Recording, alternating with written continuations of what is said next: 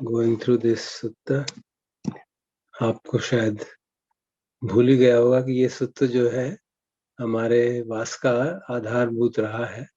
इसी के आधार पर हम सारे वास में हर एक खंड का हमने स्टडी किया था। और वेदना खंड तो दूसरा ही खंड था, तो उसको जब उसकी डिटेल स्टडी की थी उस बात को तो महीनों बीत गए। तो मुझे लगा कि एक बार सब क्विक रिव्यू कर लें कि हमने क्या स्टडी किया, इस और इस सूत्र में क्या कहा जा रहा है। 7 तरह से हमको हर एक खंड को समझने का सुझाव दिया जा रहा है कि खंड क्या है, उसका उत्पत्ति कैसे होती है, उसका निरोध कैसे होता है, निरोध का क्या मार्ग है। ये 4 पहले जो कि 4 आर्य सत्य का पैराडाइम है, और फिर उसके अंदर आस्वादन कैसे जागता है, उसमें क्या खतरा है और कैसे उससे बच सकते हैं। ये और 3 केस दिए गए, और उसके आगे जो 3 ट्रिपल इन्वेस्टिगेटर है वो हम लोग इसके पास माध्यम से ऑलरेडी कर ही रहे हैं, क्योंकि हम लोग धातु वाला भी कर चुके हैं, आयतन तो कर ही रहे हैं, और डिपेंडेंट ओरिजिनेशन की भी बीच बीच में बात आई जाती है। और इस में खास बात क्या है कि ये कहा जा रहा है कि जो लोग इस तरह से साधना करते हैं दे आर कॉल्ड सुपटिपन्नो, वो ठीक से काम कर रहे हैं, and then they would be in a position to develop towards liberation. तो इसी आधार पे हमने चुना था, और सारे खंडों की एक बार स्टडी की थी। और फिर हम अब जब रिवाइज कर रहे थे तो उसमें थोड़ा और डिटेल में चले गए वेदना के केस में। तब भी हमने वेदना को देखा था कि हालांकि इस सूत्र में वेदना के जो दीप्ति ने पढ़े उसके 6 भाग बताए गए कि हर एक आयतन के ऊपर जो वेदना उत्पन्न होती है, लेकिन तब भी हमने देखा था कि क्षय में बिखवे वेदना का आया।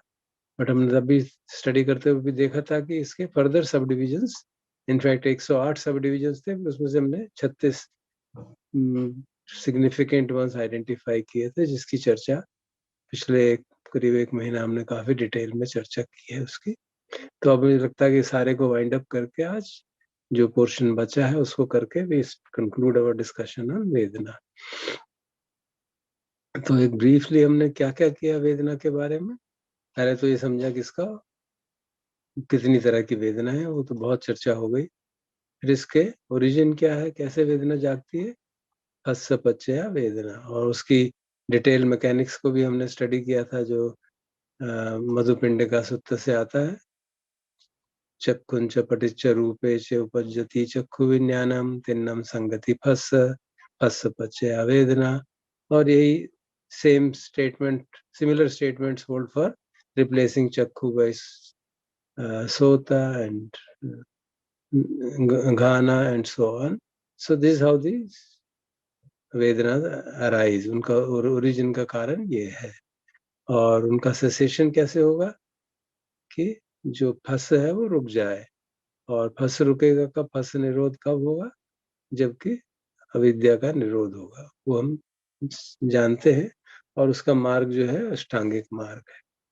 लेकिन हमने इन हर एक वेदना को समझने के लिए एक्चुअली हर एक इंद्रिय के द्वार पे समझने के लिए डिस्कशन किए थे, कुछ यूट्यूब वीडियो भी देखे थे, कुछ अपने आप भी एक्सपेरिमेंट करे थे, खाने का, आवाज सुनने का, इत्यादि इत्यादि।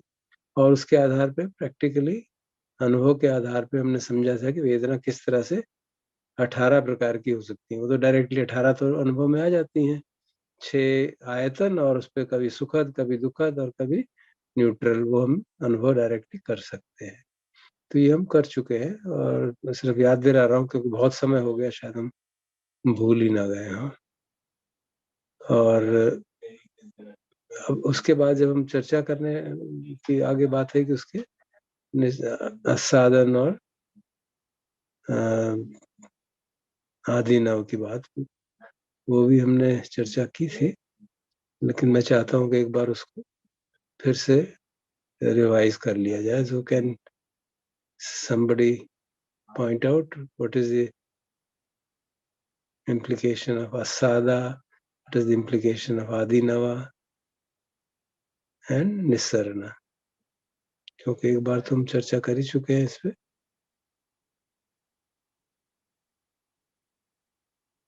कोई, can somebody volunteer and speak out?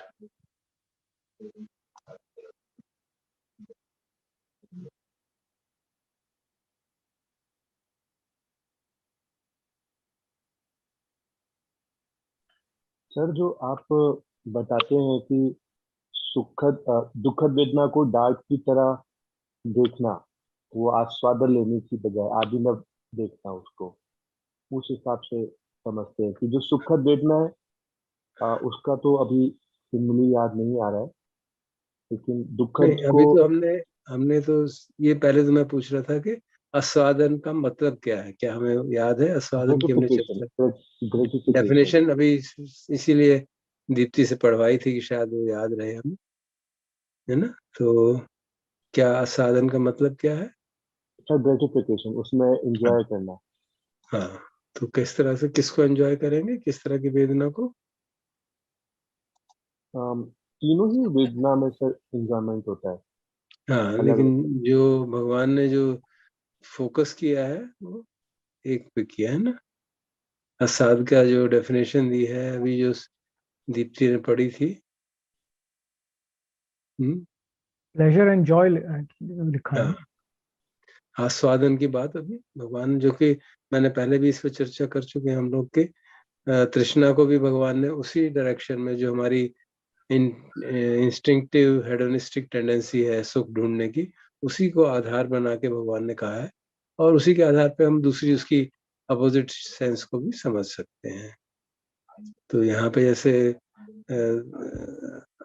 जो जो चैंटिंग की गई थी, यम वेदनम पटिच्च उपज्जति सुखं सोमनस्सम अयं वेदनाय अस्सादो। जो वेदना के आधार पे जो सुख और सोमनस से उत्पन्न होता है वह वेदना का आस्वादन है। तो हर एक इंद्रिय के द्वार पे कोई ना कोई एक्सपीरियंस ऐसे होते ही है कि सुख जागता है, और उसको आस्वादन क्या करते हैं, मतलब आस्वादन का तात्पर्य क्या हुआ actually, what does it really imply? कि हम उस वेदना के प्रति प्रतिक्रिया करके उसका एंजॉय कर रहे हैं, उसके प्रति राग जगा रहे हैं, क्रेविंग जगा रहे हैं। और फिर उन्होंने कहा कि उसके अंदर खतरा है। आदीनव मतलब खतरा है। क्या खतरा है?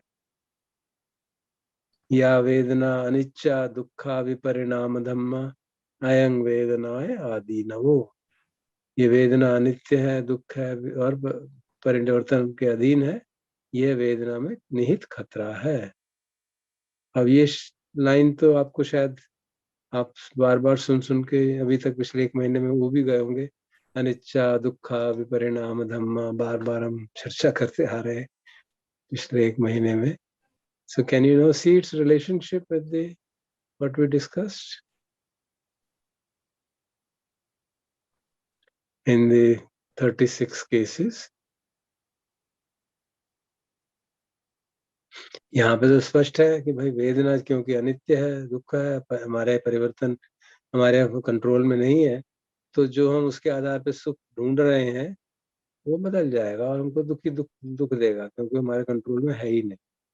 तो ये इसका निहित खतरा है, इंट्रिंसिक खतरा है उसमें, कि वो हमारे कंट्रोल में नहीं है और बदलती रहती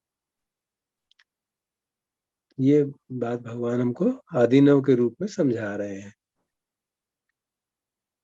और ये जो 36 वाला बात थी उसमें क्या हुआ और इसमें क्या फर्क पड़ा? Can anybody reflect on it and see what is Yeah, being said? sir, this is ये एक सत्तरठान सूत्र से हमें सलायतन विभंग सूत्र की तरफ लेके जा रहा है, क्योंकि वहां पे हमने गे सितानी टू निखम सितानी जो थी वो इसी बेसिस के ऊपर थी कि अनिच्चा दुखा विपरिणाम धम्मा है।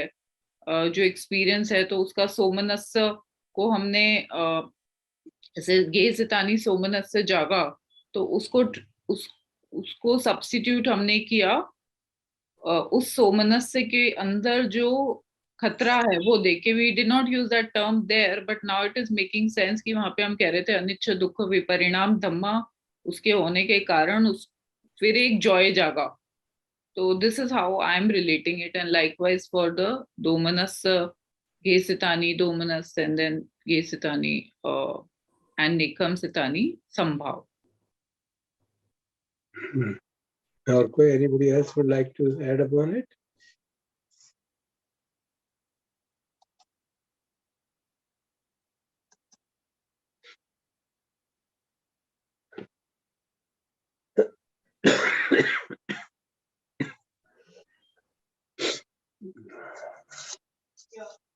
हाँ जी, something more?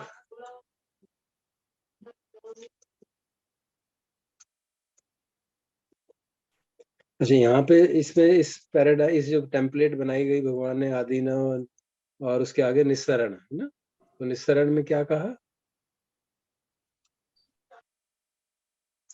यो वेदनाय छंद राग विनयो छंद राग पहानम इदं वेदनाय निस्सरणम।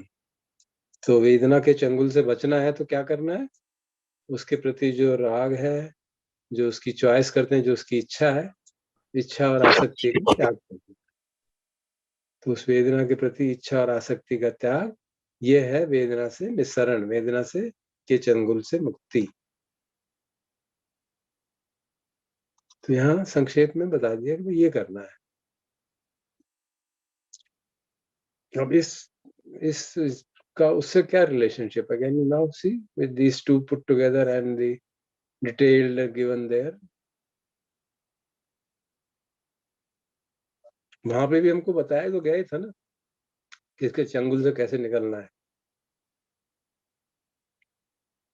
अल्टीमेटली तो चंगुल से निकलने का मतलब है you get free from that. वेदना का निरोध तभी होगा जब विद्या निरोध होगी, एंड यू विल बी, क्योंकि तन्हा और तृष्णा और क्रेविंग और आसक्ति तभी छूटेगी। तो इन वैल्यू फाइनल सेंस तो सेम ही बात कही जा रही है, लेकिन कुछ फर्क है ना डिटेल में। क्या फर्क है? आपको क्या लगता है वो क्यों किया गया? क्या उससे में ये हमको परेशान करने के लिए किया गया या हमारा मार्गदर्शन करने के लिए किया गया? दरअसल the prahan is now actually quite obvious कि इसके आधार पे उसका प्रहान करें, isn't it? If we substitute that word there, जहां हम सारी जो स्पिरिचुअल वाले हैं उसके आधार पे हम वर्ल्डली वाले का प्रहान कर रहे थे, and then within spiritual हम स्टेप बाय स्टेप प्रहान कर रहे थे. So that's perhaps relatively obvious. But I'm now wondering, having answered that, I'm now wondering कि इसमें विनय का एलिमेंट फिर क्या रहा फिर वहां पर? और विनय का एलिमेंट, द फर्स्ट एलिमेंट संवर का, वो तो in this sutta it is mentioned as a step in that direction. Yeah, correct. So I'm wondering if that is the step, है ना, spiritual to spiritual trumping over worldly is the step, and within spiritual जो finessing है, maybe that is the prahan. I don't know, maybe I'm overthinking it. I'm just wondering. इसमें जो लिखा है वेदना के प्रति निर्वेद भाव, हाँ वो आगे करेंगे। और वैराग्य, मतलब ये दो चीजें है ना, वैराग्य और निर्वेद भाव। हाँ वो तो वही निर्वेद भाव का मतलब क्या है, मैंने शायद कल भी चर्चा की थी। निर्वेद भाव means निबिद्धा, which means you develop your anicca, dukkha, anatta to such an extent that you get disenchanted with that. I can try, sir. Nekhammasita sambhav. That is actually the result of Nekammasita sambhav is will result in upekha, will result in nibbida, and then dispassion and other things will follow. अभी हम वहां नहीं है ना, लेकिन साहब अभी तो हम प्रहान पूछ रहे हैं ना कि इसके चंगुल से हम कैसे निकले। Dropping the burden, dropping the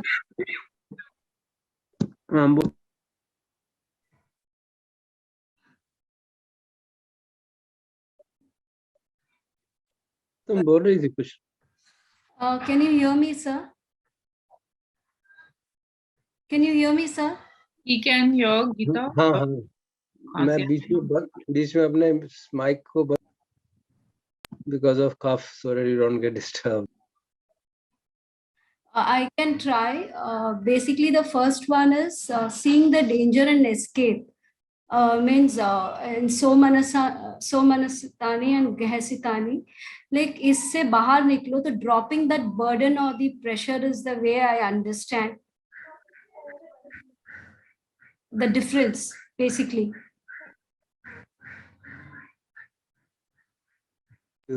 हाँ राजेंद्र जी, आप कुछ और कह रहे थे क्या? मैं बीच में, खांसी ने उसको कुछ, मैं यही कह रहा था कि हम खतरे को समझ गए हैं और ये भी जान रहे हैं कि वेदना अनित्य है, दुख है और परिवर्तनशील है जी क्लियर है, तो जी के प्रति इच्छा और वासना का त्याग करना है जी। तो ये कैसे है करना है?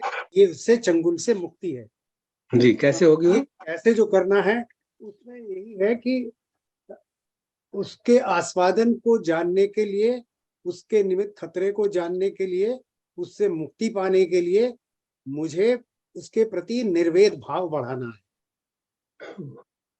वो कैसे जागेगा? वैराग्य से, त्याग से। किस तरह के त्याग से? त्याग कैसे होगा? उसके निरोध के अभ्यास। यहाँ पे जो पाथ दिया गया है वो क्या है आपके समझ से? तीन चीजें ध्यान में रखने की, अनिच्छा, दुख और वो तो है ही, दैट इज जस्ट डिस्कसिंग कि इस सूत्र में जो डिस्क्रिप्शन दिया गया है और जो पिछले एक महीने से हम चर्चा कर रहे हैं उनमें कोई सामंजस्य है कि नहीं है? और या उसमें त्याग आधारित, मतलब वो तो हम देख ही रहे हैं ना कि जो त्याग आधारित है, आप उसको शब्दों में जा रहे हैं, मैं पूछ रहा हूँ प्रोसेस क्या बताई जा रही है यहाँ पे? इस सूत्र में क्या प्रोसेस बताई जा रही है? लिबरेशन की प्रोसेस इस सूत्र में क्या बताई जा रही है स्पेसिफिकली? जैसे पहले 4 दिए गए थे ना, वेदना समुदयो, वेदना निरोधो, वेदना निरोध Gamini पटिपदा, that was Ashtangic marg. So basically this sutta is saying develop Ashtangic marg to fullest extent and you will be liberated. Right. And also understand this in this particular manner. So it's only reinforcing the same statement in another manner. Right. है ना? Right, right. That is universally true. उसमें कोई doubt थोड़ा है। But फिर उस सूत्र में जो अभी तक पिछले एक महीने से चर्चा कर रहे हैं उसमें ऐसी क्या क्या चीजें दे दी गई, उसका क्या उद्देश्य रहा होगा? आपको क्या लगता है उससे?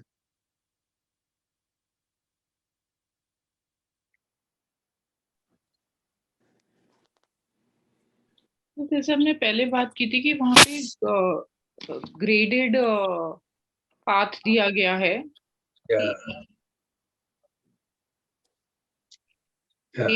एक के आधार पे दूसरे को कैसे हम ट्रांसेंड करें, और वो नेसेसरीली लीनियर नहीं है, उसमें भी पाथवेज पैरेलल भी हो सकते हैं, and then one can also go back up like 1 2 3 4 5 6 and then 6 back to that is true of 8-fold path also. उसमें भी यही होने वाला है। अष्टांगिक मार्ग we start with a very minimal insight. जब हम शिविर में जाते हैं तो हमें क्या इंसाइट है? शील पुरुष करके बैठ जाते हैं, करो चलो ये कर लो, and then slowly develops, then we go again. So the insight also develops cyclically, you know, क्या कहते हैं, स्पाइरली प्रोसेस में ही होता है सब काम, एक दूसरे को मदद करते रहते हैं। यहाँ पे जो मुझे ऐसा लगता है कि जो हमने डिटेल स्टडी की उसकी सलायतन विभंग की, इसको जो तोड़ के बताया, उसमें हमको एक ग्रेडेड पाथ बता दिया गया कि प्रहान कैसे करना चाहिए, हाउ टू लेट गो। प्रहान का मतलब अंग्रेजी में ही कहते हैं ना, let go of craving. It's not so easy to let go of craving. एक और बात पूछी थी आपसे, इसमें जो let me complete it in a sentence then. So it is giving us a way कि आप जैसे वो भगवान कहते हैं ना कि एक सूत्र में कि जो सांसारिक सुख है उसको त्यागने के लिए कोई बड़ा सुख होगा तभी छूटेगा, नहीं तो छूटेगा नहीं। So that's the kind of strategy which is being implemented there. और वहां पे सिर्फ सुख छोड़ने की बात नहीं कि उन्होंने कहा दुख भी छोड़ने के लिए कोई बड़ा दुख ले लो, कोई और सटल एंड दुख पकड़ा दिया कि देखो जन्म मरण के चक्र में निकलना है, which is in consonance with the whole teaching. No, that's a beauty of a great teacher. So that we transcend the worldly unhappiness, transcend the worldly happiness. We focus only on that. And जैसे जैसे साधना पुष्ट होती जाएगी, equanimity आएगी, तो जो हमको नाटक करना पड़ता है समता में रहने का, वो भी छूट जाएगा. Then we are left with the genuine insights into anicca, dukkha, anatta, and we move further in the way which we have already discussed. तो ऐसे लगता है कि उसमें हमको एक ग्रेडेड प्रोसीजर दे दिया गया है ताकि हम अपने आप को और आराम से काम करके देख सके कि कहाँ पे हमको किस तरह से काम करना चाहिए. It depends on individual, how which of them is useful, which of them is required.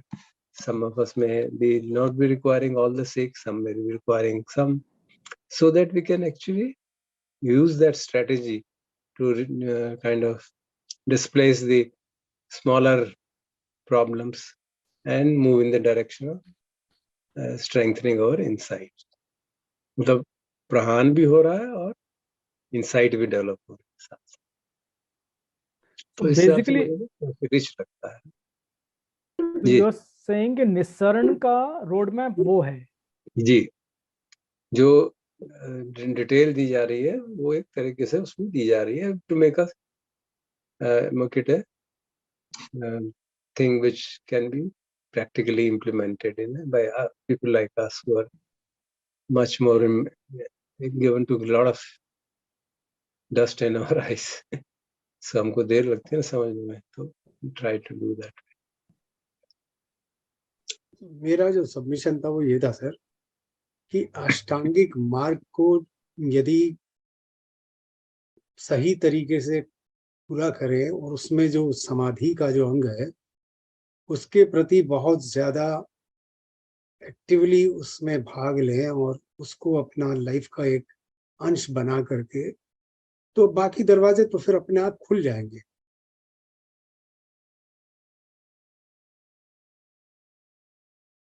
आपकी आवाज नहीं. Certainly, Eightfold Path embraces everything. There's no doubt about it. How to do it is the real question. So therefore, I'm saying for us the practitioners, the most important is that we really spend a lot of time in meditation. जो हम शायद उस पे हमको बहुत ज्यादा focus करना चाहिए. हाँ, समाधि का अभ्यास जरूर करना चाहिए, कोई शक नहीं. अगर आप किसी की समाधि बहुत वीक है, then you should focus on that. That's what I was thinking. Yeah, as far as I'm concerned. I would request you to understand. I would request you to understand कि अगर insight नहीं होगी तो समाधि भी नहीं हो पाएगी. अगर मन में हमारे perceptions clouded है, हमारे संज्ञा विपलसा है बहुत ज्यादा, वो क्लियर ही नहीं है उसके बारे में, क्या सत्य है क्या गलत है वो क्लियर नहीं है. इसीलिए कहा जाता है, a person like Ajahn Mahabua, who had great psychic powers and whatnot, he used to say, Panya leads to samadhi. तो ऐसा नहीं है कि हम पहले समाधि करेंगे फिर प्रज्ञा बनेंगे, ऐसा होने वाला नहीं. आपको अनम्यूट कर लीजिए प्लीज. मैं जितना मैं अजन चाह जी को पढ़ रहा हूँ, कुछ समझ रहा हूँ, उन्होंने बहुत ज्यादा एम्फेसिस समाधि पे दिया है. हाँ, अलग अलग साधक कर, जिसको जैसा सूट करे करना चाहिए, बिल्कुल. That's what I'm saying. आपको लगता है तो समाधि की कमजोरी है तो जरूर करना चाहिए, बिल्कुल, इसमें कुछ शक ही नहीं है. पूनम जी, आप कुछ कहना चाह रहे थे? सर, मैं एक छोटा सा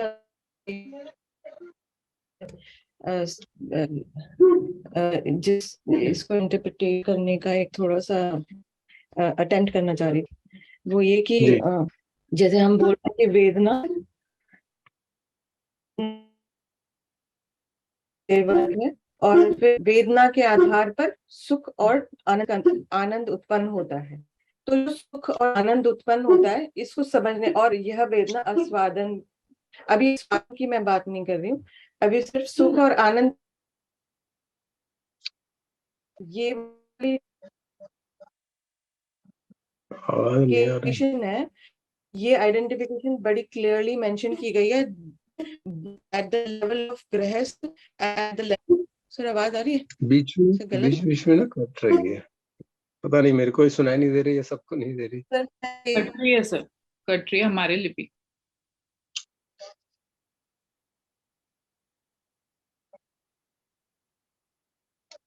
तो ऐसा करते हैं कि हम हर एक इंद्रिय के द्वार के ऊपर कहाँ पे Can I, sir, sorry to interrupt, can I ask something related to हाँ this? जी, हाँ हाँ बोलो। ये जो सत्तरठान सूत्र में इन्होंने एट फोल्ड नोबल पाथ की इम्पोर्टेंस बताई हुई है, and also the seeing the danger, gratification and escape, and the difference in Salayat and Vibhang. Salayat and Vibhang, the way now I understand is same hai, lekin deepening the insight from artificial sambhav to going to a real upeka sambhav, which is deepening your insight. Not that everything what I see or experience is anicca, but understanding its true nature in a through actual experience के आधार पर.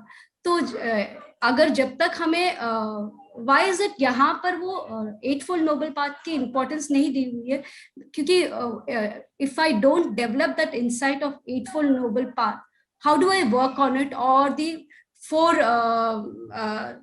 जो अष्टांगिक मार्ग है या चार आर्य सत्य या पटिच्च समुपपाद, तो We don't expect कि हर सूत्र में हर बात को पूरा दिया जाएगा, ऐसा तो नहीं है। not that way, sir. What I'm trying to say is in case of deepening of insight, तो यहाँ पर eightfold noble path is given importance there. One has to develop this to reach that other stage, to understand the real existence of suffering, or understand the real impermanence, or see the real suffering as such and not myself. In that way, I'm just trying to ask this question. Yeah, see, we have to understand that different discourses, कई बार ये चर्चा आ चुकी है, हर discourse में हर बात तो नहीं होगी। अष्टांगिक मार्ग हर डिस्कोर्स में होना चाहिए फिर तो, अगर हम ये ऑब्जेक्ट इस तरह से समझेंगे बात को। It is presumed that the listeners have basic understanding of Dhamma, so that's not it's not something because otherwise तो हर सूत्र में अष्टांगिक मार्ग और डिपेंडेंट ओरिजिनेशन आना चाहिए, तभी हम उसको फॉलो करेंगे, ऐसा तो नहीं होता। So it is assumed that listeners are mature enough to understand the interrelationship between various teachings and the purpose of different teachings, you know? So we have to have that much of maturity. And when you say that इसमें हमको insight into अनिच्छा दुख अनात्ता का महत्व दिया गया है, उसमें अष्टांगिक मार्ग का दिया गया है, तो कोई अलग अलग चीज थोड़ा ना है बेटा, they are the same thing. It is Sammaditthi. Here Sammaditthi is explained in these words. Is it beyond? Is it Sammaditthi beyond? sometimes is explained in this word, sometimes it is explained in terms of Four Noble Truths, sometimes it is explained in terms of ahar and so on. So different. आपको याद होगा हमने सम्मादिट्ठी सूत्र पढ़ा भी था, chant discuss भी किया था, उसमें 12 तरह से सम्मादिट्ठी को डिस्क्राइब किया हुआ था। So it's up to the concerned teacher how he wants to present to and to the students who ask the questions. तो अब हमको अपने लिए मार्ग चुनना। ये सब डाइवर्स टीचिंग का आइडिया ये है कि हम इसमें से सिलेक्ट करने पे मुझे कौन सी टीचिंग भाती है, कौन सी टीचिंग मुझे ठीक से समझ में आती है, कौन सी टीचिंग मुझे लगता है मेरे लिए उपयुक्त है, and follow that. That's the way we should really look at them, you know?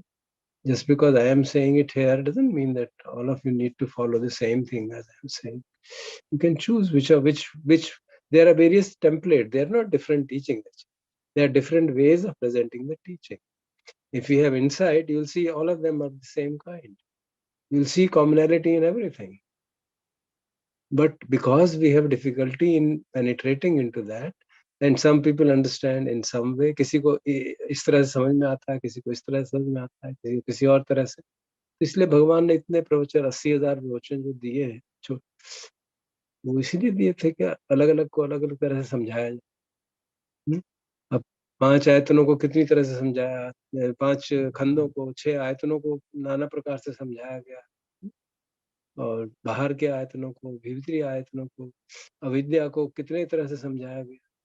So There are various ways depending on the audience, depending on the questioner. The Lord has given different replies, so we should see it in that light, and not exclude one from the other. So everything is leading to insight itself, right? It is Samadhi. That's, if you see it in Eightfold Path, it is the definition of Samadhi, right view, because that is the always described as the forerunner, which is the going to lead us in the development of the path. About that, there is no doubt. That's a right view is going, because unless we have a right view, we will not know which path to follow. So right view is the forerunner, and then we do follow the various nuances of it. We can follow various presentations of that. We can follow. Sir मैं बोल सकती हूँ? हाँ जी, हाँ जी। Sir sir जो हमारा मैं एक पैराग्राफ जो हम पढ़ रहे थे अभी, दीप्ति जी ने पढ़ा, वेदना के आधार पर सुख और आनंद उत्पन्न होता है, यह वेदना का आस्वादन है। तो मैं उसको अंडरस्टैंड जिस तरह से कर रही हूँ, और ये तीनों एस्पेक्ट्स को मैं कैसे अंडरस्टैंड कर रही हूँ वो मैं आपसे शेयर करना चाहती हूँ। उस पर आप बताइएगा कि कैसे ये is it a right way of thinking. तो एक है वेदना के आधार पर जब मैं बोल रही हूँ सुख और आनंद का अनुभव हो गया, तो ये जो सुख और आनंद का अनुभव है, जो मुझे लगा कि ये दोनों तरह की बताई है। इंडीड अभी फिलहाल मैं सिर्फ इतना ले रही हूँ, गृहस्थ सितानी और जो निखम्ब सितानी, दोनों तरह की एस्पेक्ट्स को इसने इस बात को कवर कर रहा है। फिर उसके बाद में बोल रहे आस्वादन लेना चाहिए। तो ये पहले तो डिफरेंशिएट करना, जो जिस लेवल पे जहां पर भी है, गृहस्थ लेवल पे है या जिस भी लेवल पे अपनी साधना में है, वो अपने आप को चेकआउट करके फिर उसके बाद में वो देखेगा कि ये उत्पन्न होता है और यह वेदना का आस्वादन है। तो आस्वादन जब वो देख रहा है, ग्रेटिफिकेशन की भाई ये जो चाहे वो मतलब लाइक दोनों इसमें वो देख रहा है कि मेरे को इससे खुशी या दुख, कहीं ना कहीं आप जब गृहस्थ सोमनसानी की बात कर रहे हैं, तो रूप के आधार पर और परिवर्तनशील प्रकृति से उससे प्रसन्नता हो रही है। So this is how he defines it. Actually he elaborates what is being said in these three aspects। और फिर उसके बाद में उसी तरह से जब अप्रसन्नता हो रही है, तब भी वो कहीं ना कहीं उस अप्रसन्नता के आधार भी एक तरह से अप्रसन्नता है, लेकिन वो ऑब्वियसली प्रसन्नता के इसमें ही अप्रसन्नता भी छुपी हुई है। इसको मैं ऐसे ले रही हूँ अभी फिलहाल, तो हाँ ऐसे ही ले रही हूँ। और त्याग आधारित तो बिल्कुल अपेरेंटली दिख रही है, सॉरी जो संभाव है त्याग आधारित। I hope so I'm able to clear what I'm saying.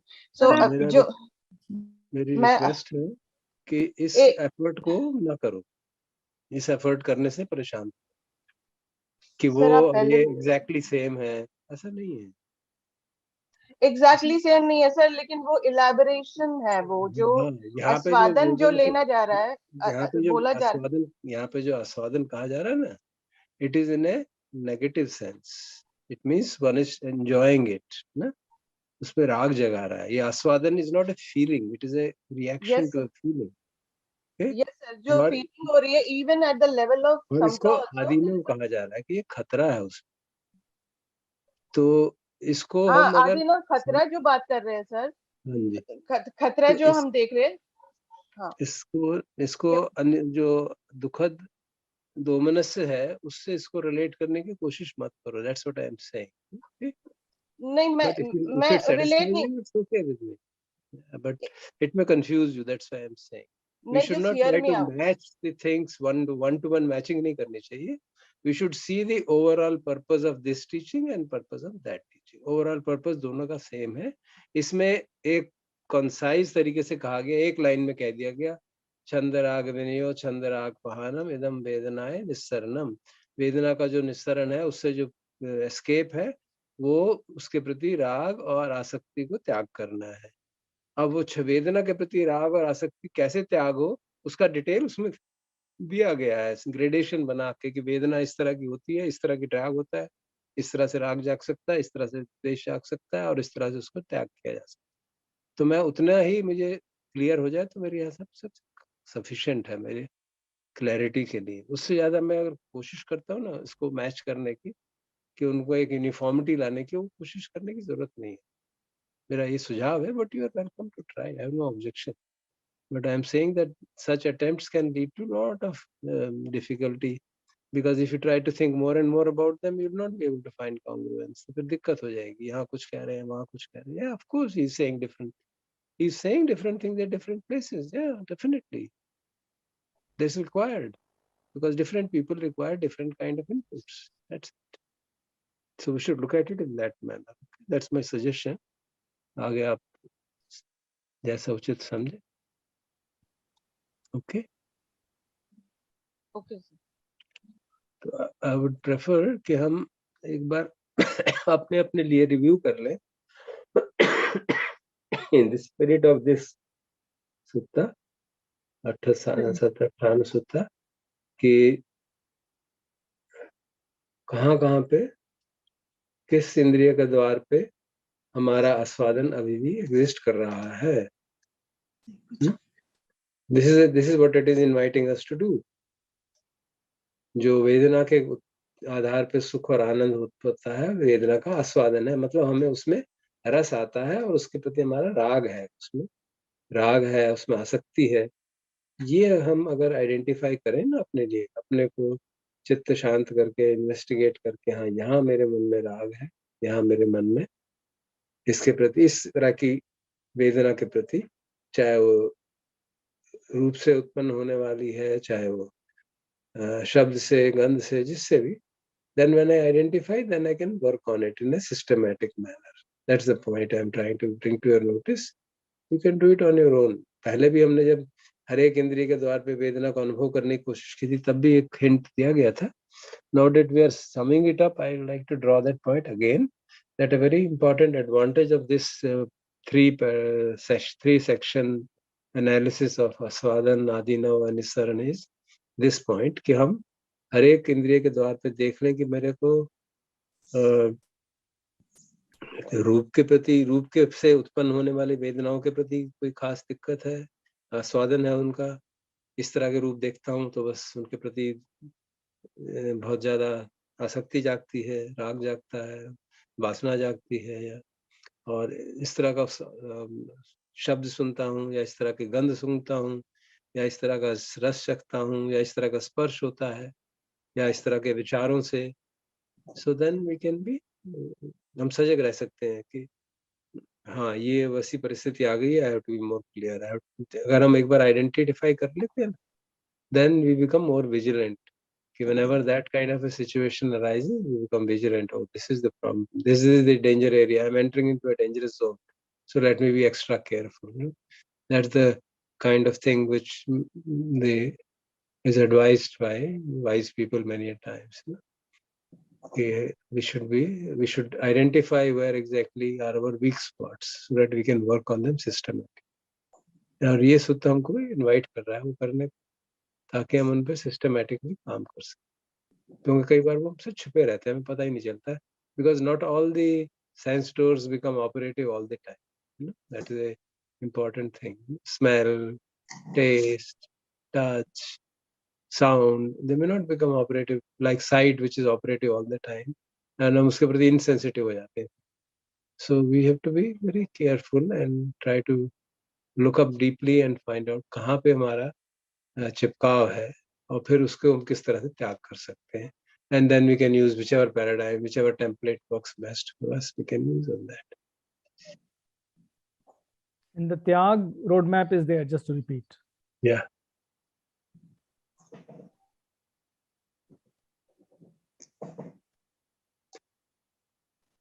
So we can quietly sit. Sir एक क्वेश्चन था, ये जो ग्रेटिफिकेशन, डेंजर और एस्केप है, is this an extension of the four noble truth से जो हम पैराडिम से देखते हैं कि what it is, arising,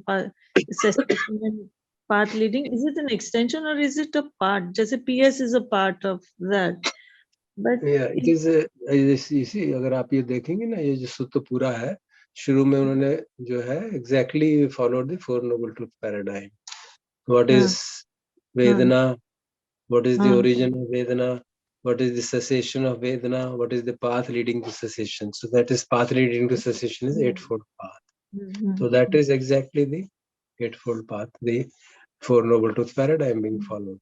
And now to supplement it, the Buddha is giving us an additional helpful guide कि आप उसको इस तरह से आइडेंटिफाई करोगे तो आपको मदद मिलेगी, आपको पता चल जाएगा कहाँ अटके हो. नहीं तो हम एक we can remain in a state of assumption कि हाँ मुझे समझ में आ गया है, मुझे सब ठीक आ गया है, मुझे सारी बातें, सारी वेदना के प्रति मेरी समता रहती है, मुझे कोई उसके प्रति राग नहीं है. Because we don't explore the various dimensions of it. यहाँ पे कम से कम हम जो 6 वेदनाएं हैं, प्राइमरी 6 वेदनास, उनके प्रति अगर हम सजग रहे कि कहाँ आस्वादन हो रहा है, कहाँ हमारा चिपकाव अभी भी लगा हुआ है और वो दुख का कारण बनता ही रहेगा, तो उसके प्रति अगर हम रिफ्लेक्ट करके शांति से चित्त को देख के आइडेंटिफाई करने, then we can be extra vigilant कि whenever that opportunity or condition for that kind of a vedana to arise becomes, we become careful कि मैं उसके प्रति राग न जगाऊं, और या उसको ऐसी ना कंडीशन हो तो उसके विपरीत बात हो जाए तो कोई द्वेष ना जगाऊं. So I can be more and more vigilant, and then that vigilance itself can help me to reduce the intensity of those sankharas. So we'll come to that later also when you talk about sankhara. But since we are all familiar with the process, there's no harm in mentioning that these three aspects are very helpful in that regard.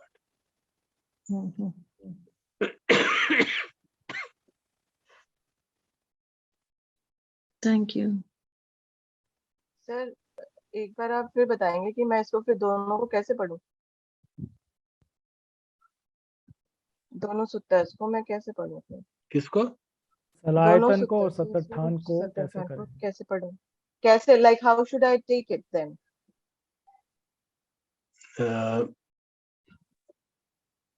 The primary practice of ours is accordance with Sattatthana Sutta. Okay, Salayatan Vibhanga Sutta tells us a detailed description of Vedana. Okay, इसमें उतना नहीं दिया हुआ था, और जो वेदना को के प्रति राग और आसक्ति का त्याग करना है, वो तो राग और आसक्ति त्याग करनी है ना वेदना के प्रति, उसका एक ग्रेडेड पाथ उन्होंने दिया हुआ है कि इस तरह से त्याग हो सकता है. सलायतन में इस तरह से त्याग किया जा सकता है, और उसमें उन्होंने राग और आसक्ति और उसका अपोजिट जो है द्वेष, उसको भी त्याग करने का तरीका बताया है. So that can be a helpful guide in implementing this last section of overcoming the attachment to Vedana. So I look at it in that manner. So you can reflect whether it makes sense to you. Sir फिर अगर जैसे बिल्कुल मैं भी यही सोच रही थी, लेकिन पॉइंट कि Please go ahead, please. Sir फिर जो मैं वेदना है, जो मेरा पहले भी शायद मैंने आपसे बोला था कि वेदना है, वेदना तो है, मतलब उसमें मैं ग्रेडेशन तो नहीं, मैं आइडेंटिफिकेशन करती हूँ, एंड आइडेंटिफाई करके I understand what is it, and I may be अगर सपोज हुआ है तो फॉर नेक्स्ट स्टेप या फॉर द नेक्स्ट को, जब नेक्स्ट उसके लिए मैं जरूर उसको कर सकती हूँ कि okay this can be the mind से, then I have an input, outside input की ये चीज इस तरह से भी हो सकती है, गृहस्थ की जगह निखम्म भी हो सकती है. सो that is a mental process which comes when Vedana is arising. उसमें मैं कोई चेंज नहीं ला सकती ना. एक तो ये एस्पेक्ट हो गया. दूसरा ये हो गया कि मैं समझ करके काम कर रही हूँ क्योंकि मेरी प्रज्ञा बढ़ रही है, तो मैं उसको भी आइडेंटिफाई कर रही हूँ कि ओके फाइन, मेरी समझ बढ़ी है, अब मैं इसको इस तरह से भी देख सकती हूँ. तो ये एक एस्पेक्ट हो गया. अब जब मैं ये जो मेरे काम करने लायक काम हो गया, जो मैं काम करने लायक जो काम हो गया, मतलब जैसे कह लो कि वो तो मैं 3 ही एस्पेक्ट्स पे काम करूंगी, अनित्य, दुख और अनात्ता। ये आइडेंटिफाई करना वेदना के लेवल पे, that is how, is that okay? Yeah, या that's perfectly fine. And as that develops, insight develops, then the other insights will automatically emerge. Because they shift from between Gayasitani and Nekhamasitani is not something which you can think about. It is something which will happen when the insight develops. Okay, so that's the point. So as the insight develops, इसलिए उसको appreciate करने में थोड़ी दिक्कत होती है, क्योंकि insight उतनी नहीं डेवलप हुई, तो हम उसको इतना अप्रिशिएट नहीं कर, हम फिर अभी भी इंटेलेक्चुअली समझने का प्रयास कर रहे हैं, है ना? उसका अपना लाभ है, बट जो एक्चुअल लाभ होगा जैसे इंसाइट डेवलप होगी, then the experience shift from one to another.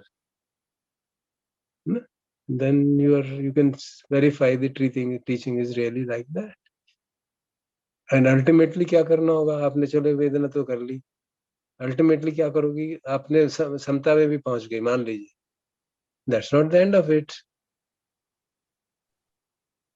Then you have to transcend that on the basis of non-identification with anything. How will you do that? That again will mean developing the insight sufficiently so that with all the khandas, not just with Vedana, with all the khandas, the same insight is developed. तभी तो non-identification होगा ना. So they all come to the same teaching actually. It's a different way of presentation. जो last element उसको था ना, तमयता के आधार पर जो नेखमसितानी उपेक्षा का त्याग करो, that is what leads to liberation ना. कि भाई आपने इंसाइट इतनी डेवलप कर ली, वो बहुत बड़ी बात है, इंसाइट इतनी डेवलप कर ली कि इंद्रिय इम्पैक्ट हम पे असर नहीं कर पा रहा, वही बहुत बड़ी बात है, कोई शक नहीं है. But liberation will really emerge when we don't, not only vedana but also with respect to other khandas we do the same thing. तभी तो आइडेंटिफिकेशन होगा ना. नहीं तो रूप के प्रति वेदना को हमने जान लिया, रूप के प्रति भी तो देखना है ना, संज्ञा के प्रति देखना है ना. बहुत मुश्किल है वो तो, और बहुत मुश्किल काम है. ये एक बड़ी महत्वपूर्ण बात है, जो कि संज्ञा खासतौर पे वो कंसील्ड रहती है, अष्टांगिक मार्ग में भी कंसील्ड रहती है, पठिते समुत्पाद में कंसील्ड रहती है, सिर्फ 5 खंडों में वो सामने आती है हमारे. और वो कंसील्ड रहने के कारण हम समझते हैं तो हमें तो सब समझ में आ गया. And we are not in that state really. Identification with sanya, we are not able to identify. हमें पता ही नहीं चलता कि ये भी है कोई चीज. इंटरमिंगल वेदना और संज्ञा को स्टैंड अलोन पढ़ सकते, लाइक स्टैंड अलोन अंडरस्टैंड किया था ना हमने. We did that. किया था पहले तो किया था ये वो पूरी कहानी आपने खुद ही अपने पे अनुभव पे लिखी थी, और फिर महाभारत के आधार पे भी हमने उसको समझने की प्रयास किया था, याद होगा आपको. एक कहानी हमने दी थी और उसमें हमने अपने तरफ से समझने की कोशिश की थी कि उनका इस पर से क्या परसेप्शन रहा होगा, शांतनु का, उनके बेटे का, सत्यवती का, उसके पिता का. We try to visualize that which led to the various events. So they were all based on perception, and we know they subtly operate everything. All of our life is governed by that. तो अगर हम सिर्फ वेदना को के substitution में ही रह जाएंगे और उसको नहीं देख पाएंगे, जो हमको इंसाइट डेवलप करनी है, अनित्य दुख बोध अनात्म की, सिर्फ वेदना के प्रति नहीं करनी ना, 5 खंडों के प्रति करनी है. तो ये हमको भूलना नहीं चाहिए.